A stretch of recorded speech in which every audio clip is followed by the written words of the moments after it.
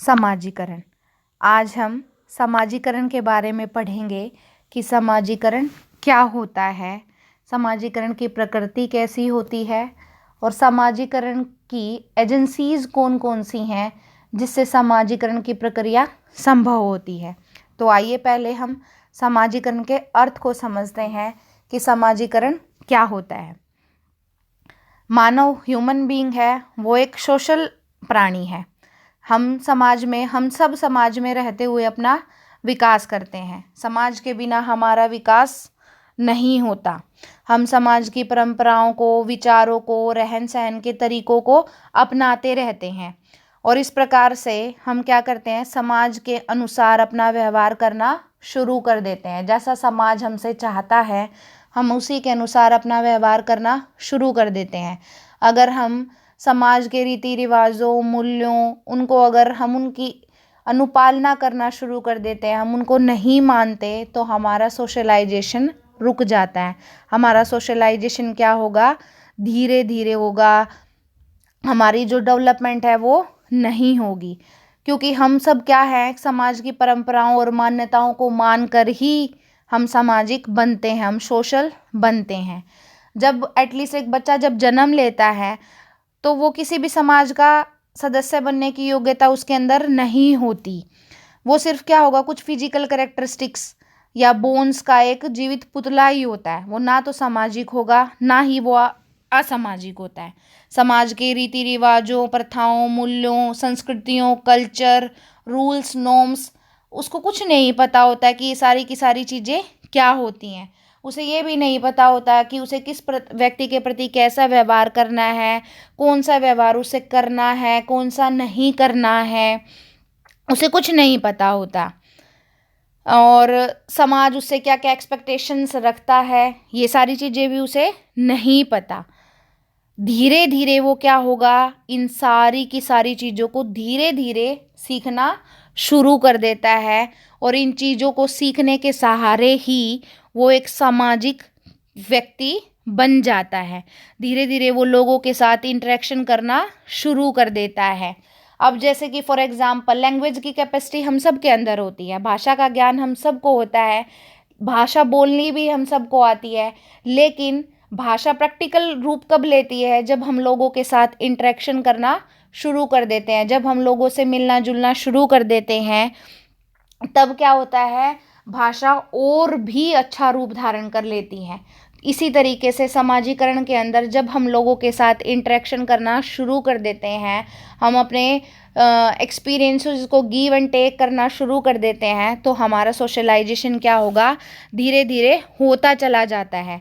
दूसरे व्यक्तियों के साथ इंटरेक्शन करने पर हमें ये पता चल जाता है कि हमें किस व्यक्ति के साथ कैसा व्यवहार करना है। धीरे धीरे हमें ये पता चल जाता है कि कौन से व्यवहार जो हैं समाज द्वारा स्वीकृत हैं और कौन से व्यवहार अस्वीकृत हैं। किन व्यवहारों को करने पर हमें पनिशमेंट मिलेगी और किन व्यवहारों को करने पर हमें समाज के द्वारा रिवार्ड मिलेगा। इन चीज़ों को धीरे धीरे धीरे धीरे हम सीखते चले जाते हैं। इस प्रोसेस में हम अपनी रिस्पॉन्सिबिलिटीज़, हमारे राइट्स क्या हैं, हमारे रिस्पॉन्सिबिलिटीज़ क्या हैं, इन सब चीज़ों को सीखना शुरू कर देते हैं। अब भाषा जो है वो लैंग्वेज सोशलाइजेशन के प्रोसेस में एक महत्वपूर्ण भूमिका अदा करती है, क्योंकि हम अपने व्यूज़, हम अपने थॉट्स को गिव एंड टेक लैंग्वेज के द्वारा ही करते हैं। अब अलग अलग मनोवैज्ञानिकों ने समाजीकरण की अलग अलग परिभाषाएं दी हैं, जिसका सब ने अलग अलग अर्थ बताया है कि समाजीकरण क्या होता है। जैसे अकॉर्डिंग टू H.M. जॉनसन्स कि socialisation is learning that enables the learner to perform social roles. समाजीकरण एक प्रकार का सीखना है जो सीखने वाले को सामाजिक कार्य करने की योग्य बनाता है। समाजीकरण एक प्रकार की लर्निंग है जिसके अंदर सीखने वाला, जिस पर्सन को सीखना है, वो सामाजिक कार्य करने के योग्य बनेगा। जब हम किसी ग्रुप में जाके काम करना शुरू कर देते हैं तो उस ग्रुप के कुछ रूल्स एंड रेगुलेशंस होते हैं। धीरे धीरे हम उन रूल्स और रेगुलेशंस के अकॉर्डिंग काम करना शुरू कर देते हैं। अब ऐसे ही according to Hartley and Hartley ने कहा कि the process by which the individual comes to conform to the norms of group.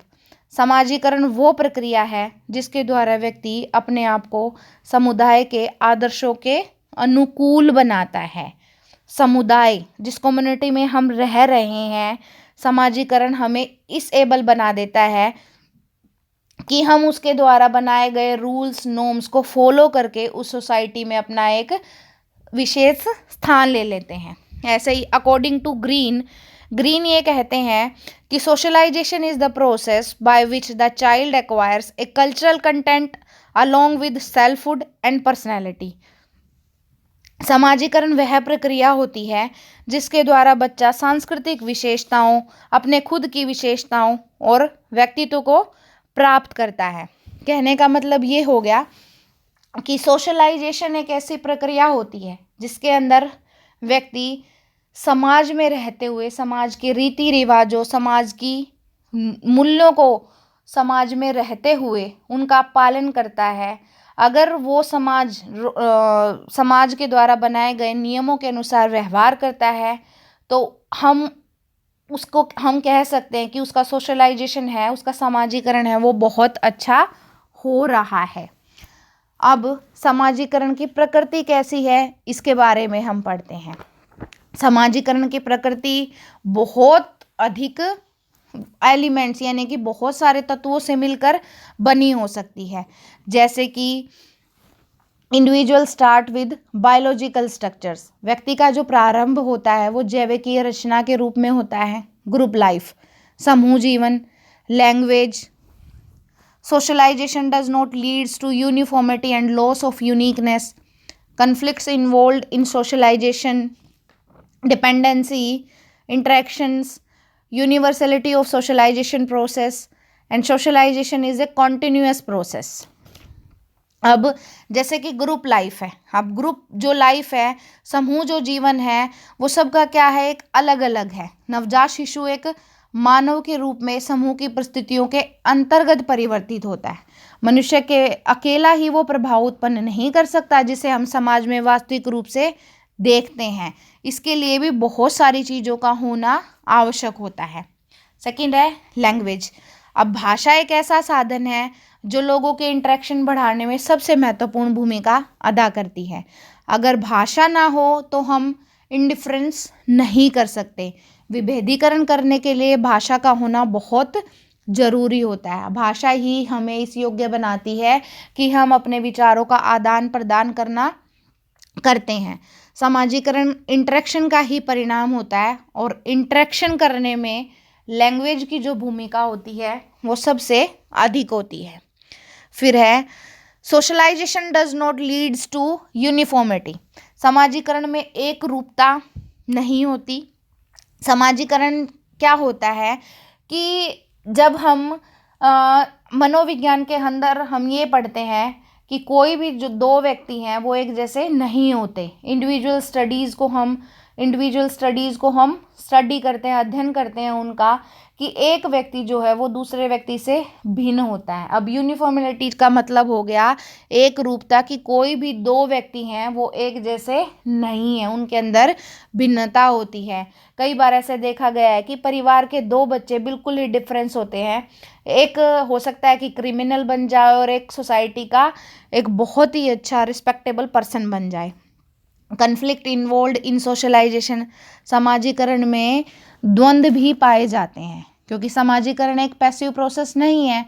समाजीकरण की प्रक्रिया सार्वभौमिक भी है और लगातार चलने वाली प्रक्रिया है। अब अडल्ट, चाइल्ड, एडोलेसेंट, हर एक पर्सन अपने अपने तरीके से रिस्पॉन्स करते हैं। कई बार वो व्यवहार जो होता है समाज के द्वारा स्वीकृत भी होता है और कई बार हम ऐसा व्यवहार कर देते हैं जो समाज के द्वारा अस्वीकृत होता है।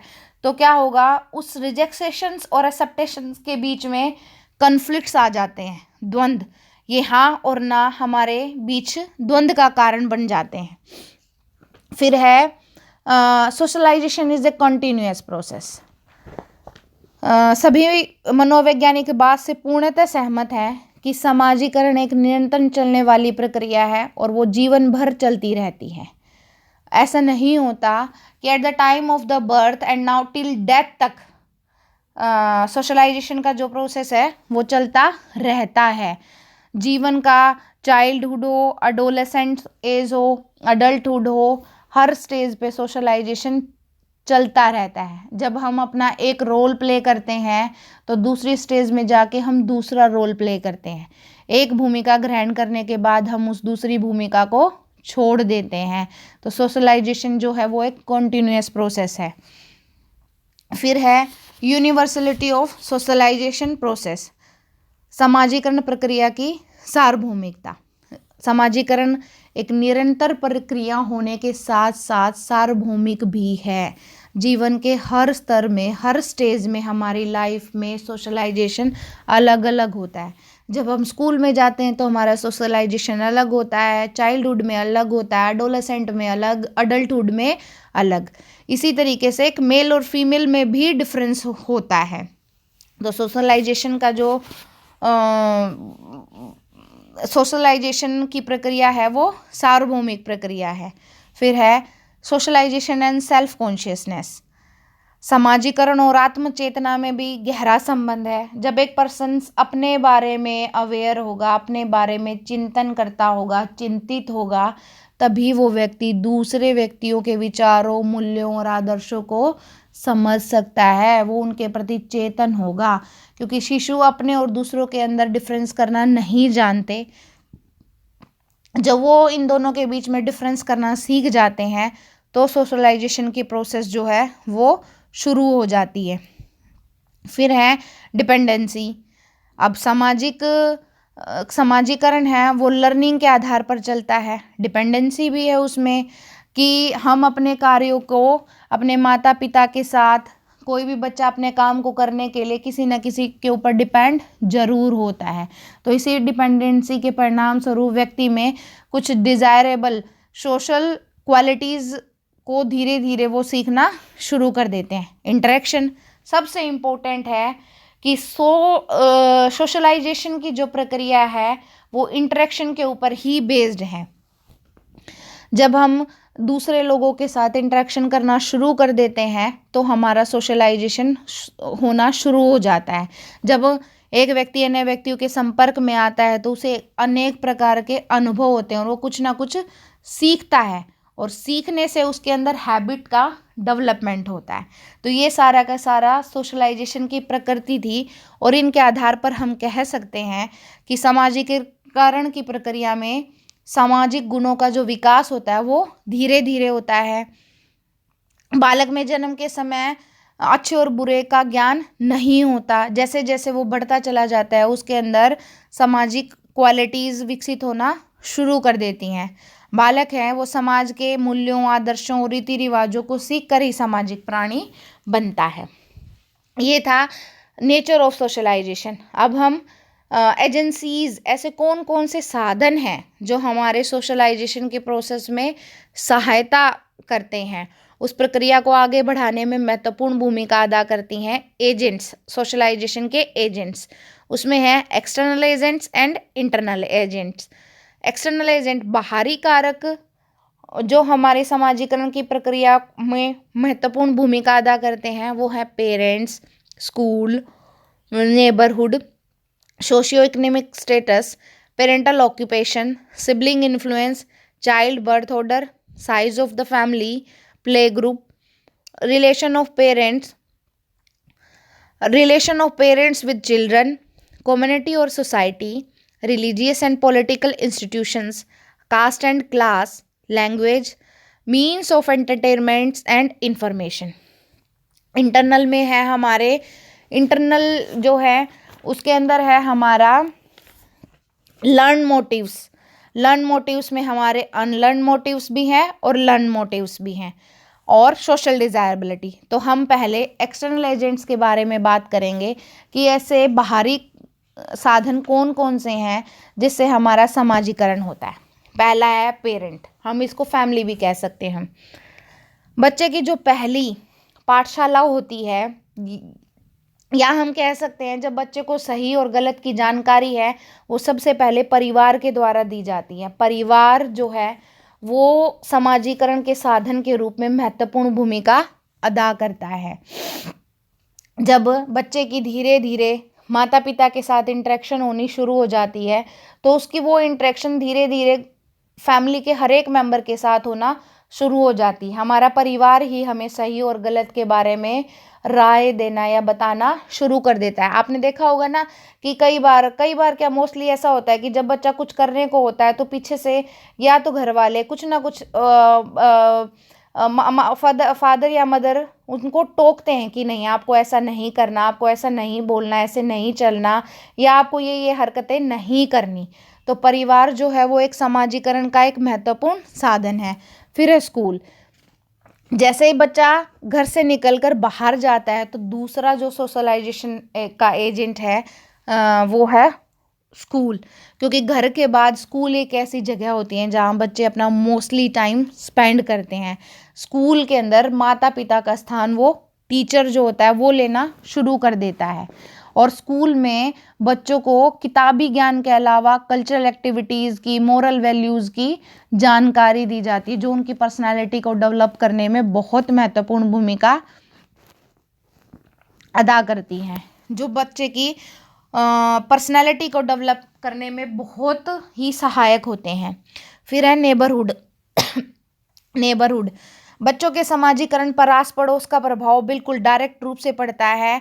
बच्चा जो है अपने आस पड़ोस में किन किन लोगों से मिलता है, उन लोगों के परिवार का रहन सहन का स्तर क्या है, इन सब चीज़ों के बारे में, उनके परिवार का आकार कैसा है, परिवार का पड़ोस क्या है, ये सारी की सारी चीज़ें बच्चे के समाजीकरण पर बहुत महत्वपूर्ण भूमिका निभाती हैं। फिर है सोशियो इकोनॉमिक स्टेटस।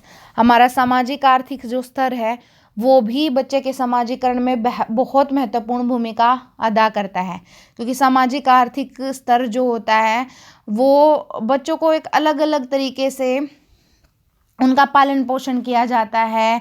उनका स्टेटस जो है वो बिल्कुल अलग अलग होता है। बच्चों को मनी कैसे स्पेंड करनी है, ट्रेनिंग कैसे, उनका डिसिप्लिन कैसा है, पेरेंट्स के प्रति दृष्टिकोण कैसा है, इसके अंदर अंतर होता है। फिर है सिबलिंग इन्फ्लुएंस। भाई बहन का जो प्रभाव है वो भी बच्चे के समाजीकरण पर बहुत अधिक पड़ता है। बच्चों का दूसरों के साथ संबंध कैसा है, इसका फर्क भी बच्चों के सामाजिक विकास पर पड़ता है। जैसे कि अगर परिवार का मान लो कोई पहला बच्चा है तो वो माता पिता का बहुत ही प्यारा होता है और वो पूर्णतः अपने माता पिता के ऊपर ही निर्भर होता है। घर से बाहर रहकर बच्चा अपने आप को समायोजित नहीं कर पाता, वो क्या होता है, सेल्फिश हो जाएगा। लेकिन जैसे ही जब उसके परिवार में किसी दूसरे बच्चे का जन्म होता है तो वो अपने आप को असुरक्षित महसूस करना शुरू कर देता है, क्योंकि वो बच्चा क्या होगा, एकदम से डिपेंड होता है अपने पेरेंट्स के ऊपर। उसी तरीके से पेरेंटल ऑक्यूपेशंस, माता पिता का जो व्यवसाय है वो भी समाजीकरण में महत्वपूर्ण भूमिका अदा करता है। पेरेंटल ऑक्यूपेशन डायरेक्ट या इनडायरेक्ट रूप में प्रभाव डालते हैं समाजीकरण पे। जैसे कि बहुत सारी स्टडीज़ हुई तो उनसे ये पता चला कि बच्चों के रहन सहन का क्या तरीका था, उनके पास क्या क्या अवेलेबल्स थे, उनके पास किस किस तरीके का फूड अवेलेबल था, कपड़े थे, जो भी फैसिलिटीज़ उनको प्रोवाइड की जा रही थी वो कैसी थी। तो ये सारी की सारी फैसिलिटीज़ बच्चों में सोशल मैच्योरिटी को पैदा करती हैं। फिर है चाइल्ड बर्थ ऑर्डर। बालक जो होता है उसका जन्मकरण। समाजीकरण को प्रभावित करने वाले कारकों में बालक का जन्म क्रम जो होता है वो भी एक महत्वपूर्ण कारक है। बच्चे के जन्म का क्रम उसके व्यवहार को किसी न किसी रूप में प्रभावित जरूर करता है। आपने ये देखा होगा कि परिवार का सबसे बड़ा जो बच्चा होता है वो बहुत अधिक परिश्रम करने वाला होता है और छोटा बच्चा जो होता है वो कम उत्तरदायी होता है। Size of the family. Size of the family का भी समाजीकरण पर प्रभाव पड़ता है। जब परिवार का आकार बड़ा होता है, परिवार जो हमारी समाजीकरण का महत्वपूर्ण पार्ट होता है, बड़े बड़े परिवारों के बच्चों का व्यक्तित्व छोटे परिवार के बच्चों के व्यक्तित्व से अलग होता है। अच्छा भी हो सकता है, कम भी हो सकता है। परिवार का आकार है वो समाजीकरण को प्रभावित करता है। फिर है प्ले ग्रुप। हर एक बच्चा जो है वो अपने प्ले ग्रुप के अनुसार खेलता है। अपने वर्ग के बच्चों के साथ ही वो खेलना पसंद करता है। ये जो बच्चे होते हैं वो भिन्न भिन्न परिवारों के होते हैं। इस कारण से बच्चे को नई नई बातें सीखने का अवसर मिलता है। जब बच्चा फैमिली में होता है तो वो अपने पेरेंट्स से हर एक चीज़ की स्वीकृति के बारे में चिंतित रहता है। लेकिन जैसे जैसे बच्चा अपने पीयर ग्रुप में जाना शुरू कर देता है, अपने प्ले ग्रुप में जाना शुरू कर देता है, तो वो अपने दोस्तों की राय, अपने दोस्तों के बारे में भी सोचना शुरू कर देते हैं। क्योंकि हर एक काम करने पर उसके दोस्त उसकी प्रेज़ करते हैं, प्रशंसा करते हैं। इसीलिए जो प्ले ग्रुप है वो भी हमारे समाजीकरण को बढ़ाने में बहुत ही महत्वपूर्ण साधन है। फिर है रिलेशन ऑफ पेरेंट्स, माता पिता के आपस के संबंध। माता पिता के आपस के संबंध पर भी समाजीकरण निर्भर करता है। समाजीकरण की प्रक्रिया इस बात पर निर्भर करती है कि माता पिता के आपसी संबंध कैसे हैं। समाजीकरण को एक सही दिशा की ओर ले जाने के लिए माता पिता के आपसी संबंधों में सॉफ्टनेस, मधुरता होना बहुत ज़रूरी होता है। अगर परिवार में किसी के पेरेंट्स का आपस में रिलेशन सही नहीं है तो उसका समाजीकरण सही नहीं होगा।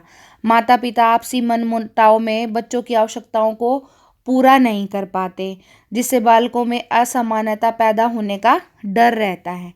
इसीलिए माता पिता के जो रिलेशन हैं वो भी सोशलाइजेशन में महत्वपूर्ण भूमिका अदा करते हैं।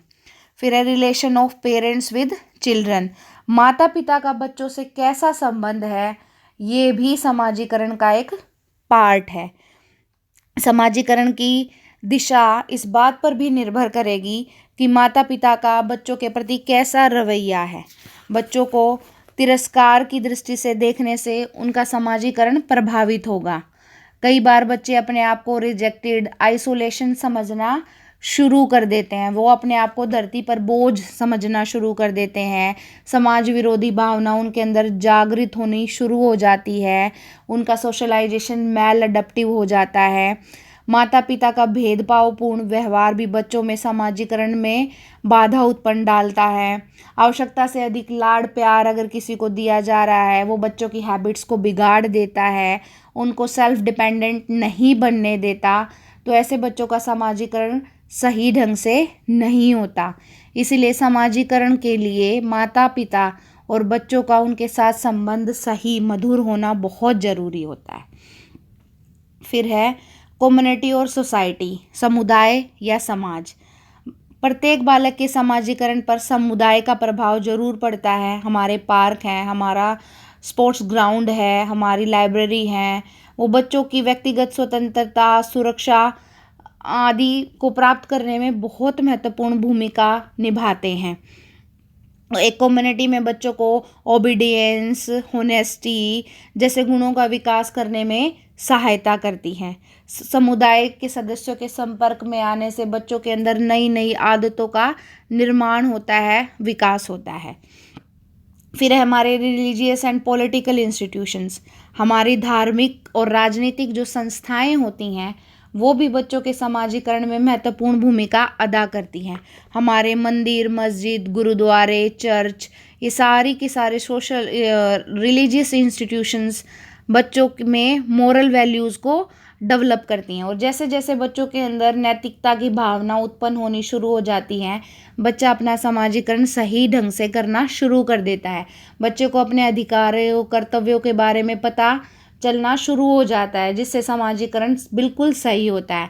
प्रत्येक व्यक्ति ये समझना शुरू कर देता है कि मेरा कौन सा अधिकार है और मेरा कर्तव्य क्या है।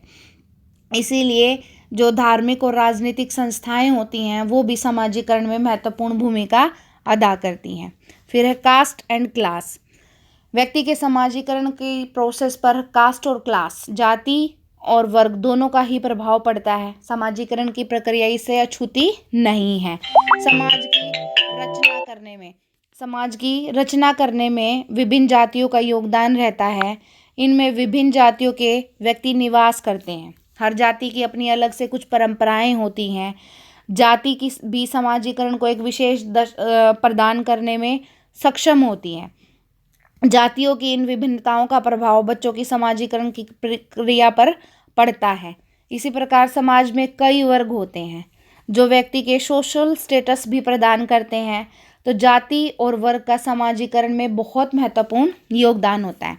फिर है लैंग्वेज।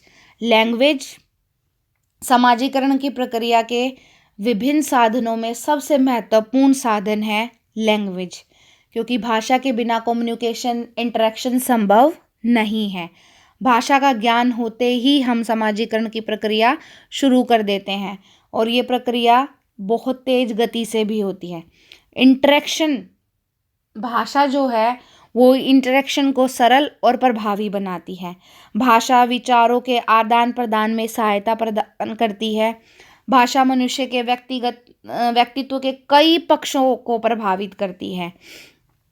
भाषा व्यक्ति को एक सामाजिक प्राणी बनाने में योगदान करती है। नेक्स्ट है means of entertainment and information. मनोरंजन और सूचना प्रदान करने वाले साधन। सूचना प्रदान करने वाले साधन और मनोरंजन के साधन भी समाजीकरण में महत्वपूर्ण भूमिका अदा करते हैं। जैसे कि हमारे न्यूज़पेपर्स हैं, हमारे रेडियोज़, टेलीविज़न्स, हमारी मैगज़ीन्स, बुक्स, थिएटर, ये सारे समाजीकरण के प्रोसेस को आगे बढ़ाते हैं। बच्चों के अंदर एक एबिलिटी होती है कि वो किसी भी चीज़ का अनुकरण जो है वो बहुत जल्दी से कर लेते हैं। वो टीवी देख के किसी की भी नकल है वो बहुत आसानी से कर लेते हैं। इसीलिए ये जो प्रोसेस है वो समाजीकरण की भूमिका में बहुत महत्वपूर्ण भूमिका अदा करता है। ये सारे के सारे समाजीकरण के बाहरी साधन थे। अब हम समाजीकरण के कुछ इंटरनल एजेंट्स भी हैं जो समाजीकरण की प्रक्रिया में महत्वपूर्ण भूमिका अदा करते हैं, जैसे कि learn motives and goal. Learn motives में अनलर्न मोटिव्स और लर्न मोटिव्स समाजीकरण की प्रक्रिया में महत्वपूर्ण भूमिका अदा करते हैं। फिर है सोशल डिज़ायरेबिलिटी। स्वीकृत व्यवहार के लिए समाज के नॉर्म्स की पहचान करना व्यवहार के सामाजिक नियंत्रण का सबसे बड़ा साधन होता है और एक ये व्यक्ति की इंटरनल एस्पेक्ट के रूप में ही संभव है। इन मानकों के अनुसरण करने से व्यक्तिगत संतोष का अनुभव करना, ये सारे के सारे सोशियोजेनिक मोटिव का उच्चतर स्तर होते हैं। अतः समाज के अनुसार व्यवहार करना सोशल डिज़ायरेबिलिटी की ओर संकेत करता है। अब हमने इन दोनों तरीके के एजेंसीज़ को पढ़ा, एक्सटर्नल और इंटरनल, दोनों ही मिलके हमारे सोशलाइजेशन को बढ़ा रही हैं। अब हम कह सकते हैं कि सोशलाइजेशन एक ऐसा प्रोसेस होता है, ऐसी प्रक्रिया है जिसके अंदर व्यक्ति है समाज के द्वारा बनाए गए रूल्स नियमों का पालन करते हुए समाज के रीति रिवाजों परंपराओं को अपनाते हुए अपना सामाजिक विकास करता चला जाता है और एक सामाजिक प्राणी बन जाता है। अब समाजीकरण के अंदर ये कुछ एजेंसीज हैं जो मिलकर हमारे समाजीकरण का निर्माण करती हैं। 9 मिनट की